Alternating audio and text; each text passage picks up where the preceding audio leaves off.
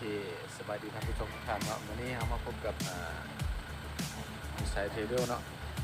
วันนี้เราจะไปทางแขวงเชียงขวางเรามาถึงจุดชมวิวจุดใกล้เชียงฮอดตัวเมืองเชียงขวางเนาะเราจะเบิ่ง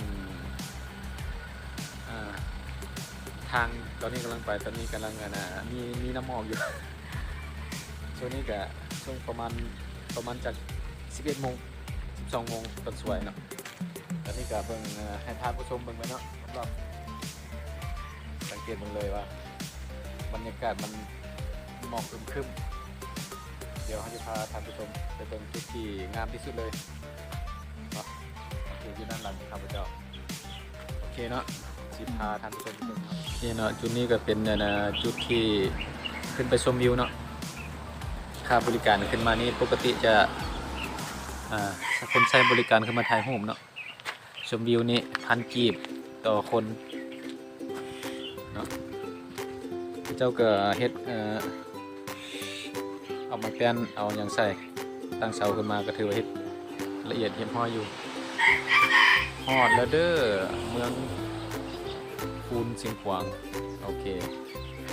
อันนี้เมืองคูนเนาะยังบ่ฮอดตัวเมืองพลสวรรค์นี่เถื่อนี่เนาะลงไปรอบๆน้ำหมอกกุ้มเลยท่านผู้ชมเลยมันเย็นสบายเลยเนาะโอ้อยู่นี่เจ้าเลี้ยงนกอาจจะเอาไว้เบิ่งหมดหรือไว้ขายอย่างนี้แหละพวกเลี้ยงน้ำชมวิวนี่แหละ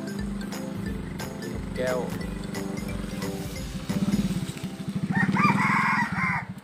หลายสายพันธุ์นกอยู่เนาะนกมีไก่ฮอกโอ้งามเลยนกมีอย่างบ่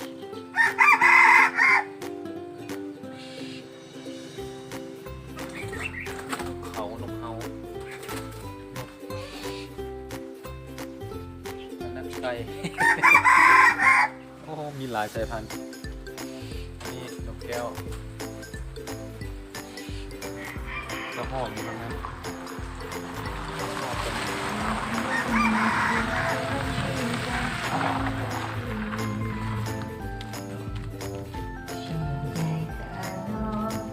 กระหอบดำ